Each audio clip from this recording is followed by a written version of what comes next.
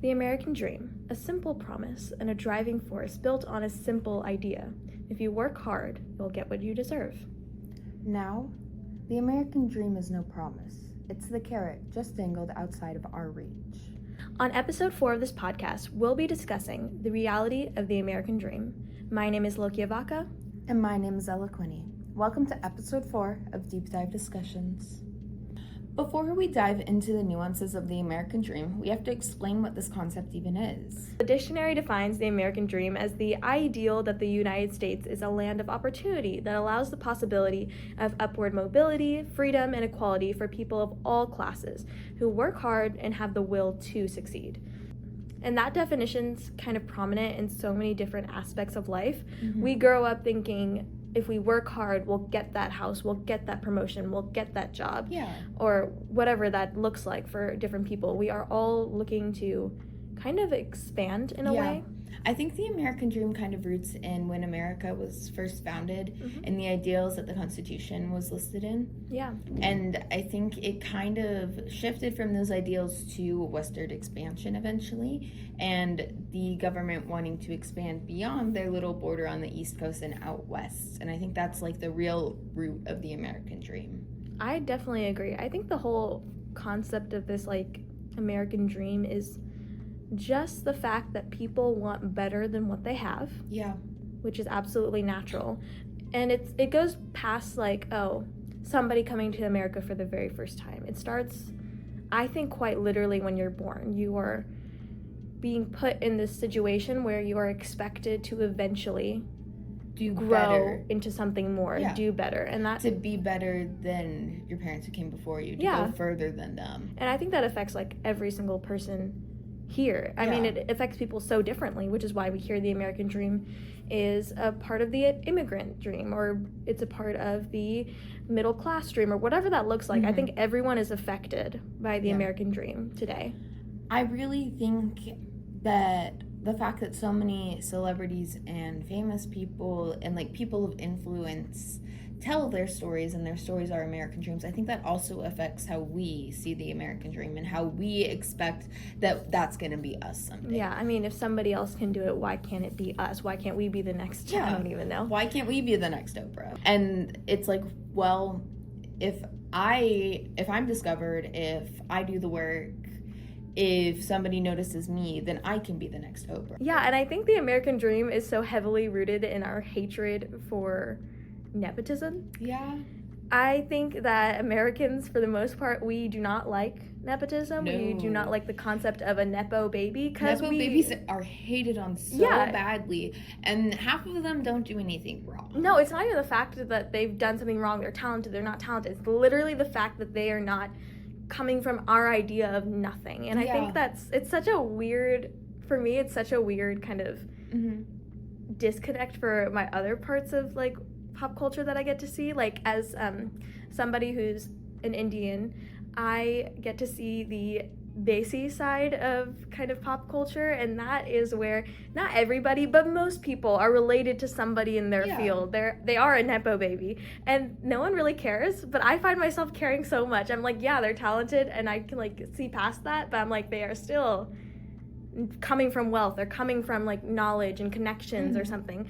And here in America, it's all merit. Our entire idea of success is based on you have the ability to climb up and show your merit, and then as like a subsequent thing become successful. And that's what we're told day in and day out. Yeah, I mean, we're kind of constantly told that merit means everything and that it's the key to success, and it's the majority's method for achieving success or achieving the quote-unquote American dream. But I think what we should really consider is if merit truly is enough to achieve the American dream. I agree, because today, whether we accept it or not, whether we acknowledge it or not, the American dream, it isn't what it used to be, and it never will be the same, in my opinion, because the American dream is a little broken. And here to talk a little bit more with us about the broken American dream is Louis Stoyanov. Hey guys. Hi Louis, thank you so much for joining us today.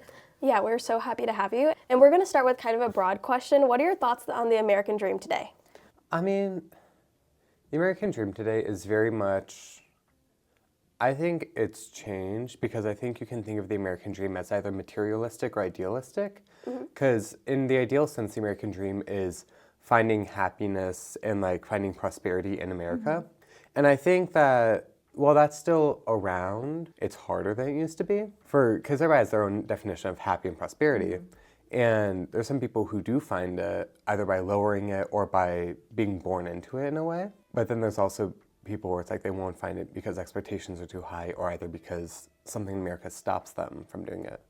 But then you also have the like materialistic American dream, which is like, I feel like got set back in the 80s of like single income, family household, nuclear family, like mother, father, kids. The White House. Yeah, the house with the white picket fence. Yeah, the suburban dream. And that's, I feel like, is totally unrealistic today just because of like cost of living. Yes. Oh my That's With like such a just problem. with one income not being enough nowadays.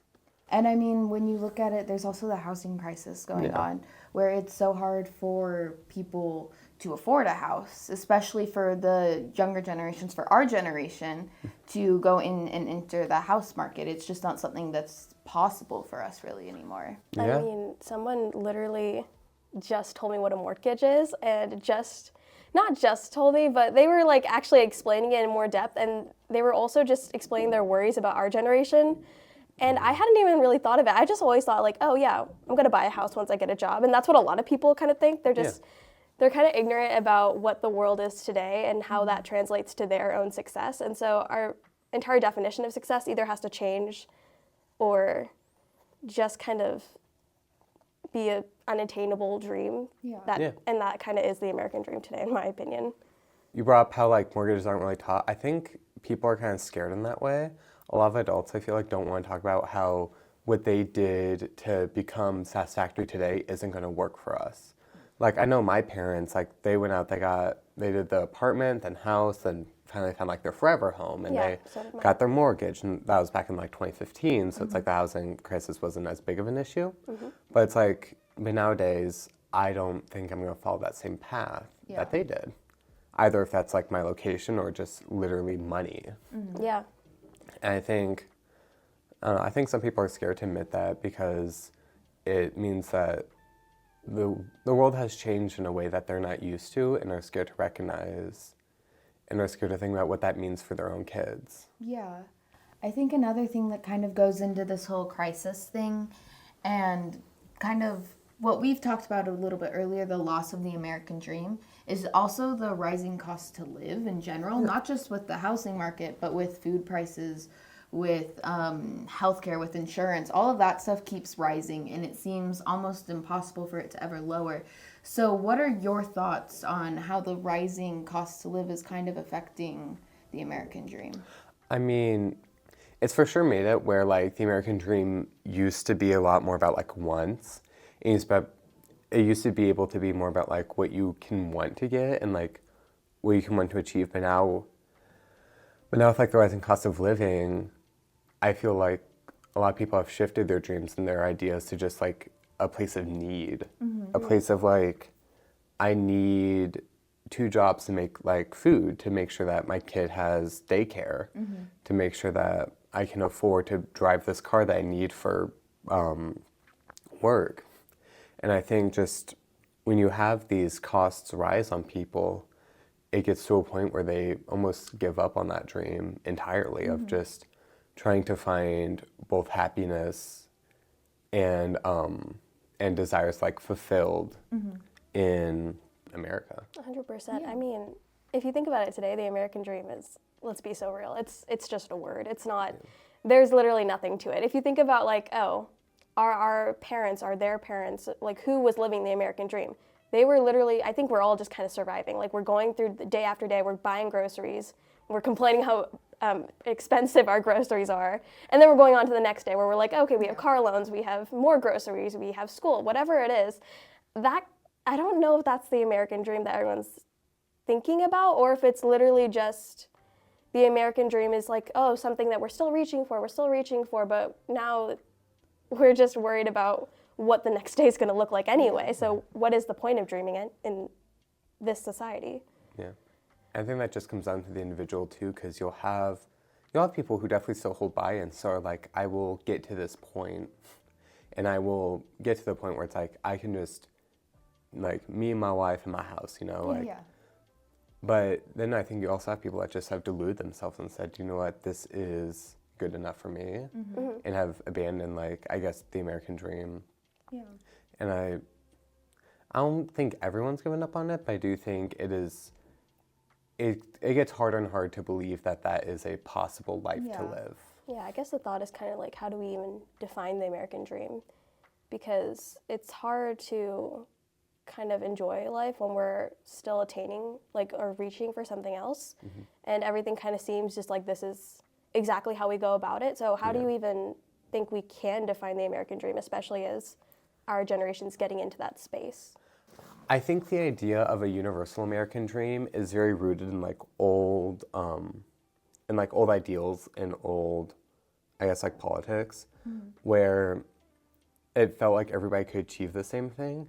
But I think if you really do want to have like the idealistic view of like finding happiness and finding desire, I think it's going to come down to like what you personally want. I think setting yourself to a universal standard is, I feel like, always going to result in disappointment. So I feel like a more modern American dream is more reflective of America as like a melting pot culture, is that it's like, it's going to be whatever can make you personally happy. Like, and I guess the most important part of finding that happiness is kind of choosing what we define that as we go along life. And that's something that I think we all can work on a little bit more. Yeah. Setting realistic goals while not getting too lost in like the idea of it all. Exactly. Thank you so much for joining us today, Louie. We really appreciated having you on the podcast. Thank you so much for having me. Yeah. So at the very end of it all, now that we've considered what the American dream was and what it cannot be anymore, I think the main question is, how do we, as the next generation going into kind of adulthood in life, can even picture the American dream for us? Yeah, and I think we kind of have to take kind of what Louie was saying. We have to find our own American dream. It's 100%. not a blanket term for us anymore. We have to find our own American dream, and we have to work towards that ourselves, finding our own success and working hard for that. The American dream is always going to take hard work. Even if everyone has a different dream, it is hard work. That is what the American dream is. That's the foundation of it. I think that's such an interesting point because, and I think that we haven't really gone over this, but what better time than now, right? I think a large part of the American dream was always kind of immigrants, and of course it goes past that, but I think the working hard is such a interesting concept for me as somebody who is from an immigrant parent household. I distinctly remember in my science class we were talking about Kumon, and somebody was like, oh, that's why Indians are so smart, or that's why Asian kids are like, you know, so smart in school. And I was like laughing along, but then I think it was my science teacher who was like, yeah, they work incredibly hard. That's why they're so successful. They work for it. And I 100% agree that for the most part, a lot of, not to like put it all in one box, but a lot of immigrants and a lot of immigrant children work extremely hard. I don't think there's a part of my life, a part of my history that doesn't entail working hard as a value. And I think that's exactly what the American dream is and why it's so tied to immigrant mentality as well, is that you have to work hard for what we do. Nothing is handed to you. If it is, that's very fortunate, but usually you have to just assume it won't. Yeah. And especially now in today's life, that applies to all of us. The American dream is something that is not cookie cutter. It's not something that comes to us. It's something that you just have to work your butt off for, and that's pretty much the bottom line. Yeah, I think you really need to be mindful about how to get to where you want to be. Yeah. You have to think about the steps that it's going to take to get to that dream, to achieve that goal. I mean, today that's for a lot of students, it looks like, do you want to go to university? Is it a technical school? Is it straight to the workforce? What does that look like for you, and what will make you the most happy? Yeah. That's just a real life example. In general, we just have to be more mindful, and that's how we attain this right now unattainable goal of the American dream. Once again, my name is Ella Quinney. And my name is Loukya Vaka, and this is Deep Dive Discussions.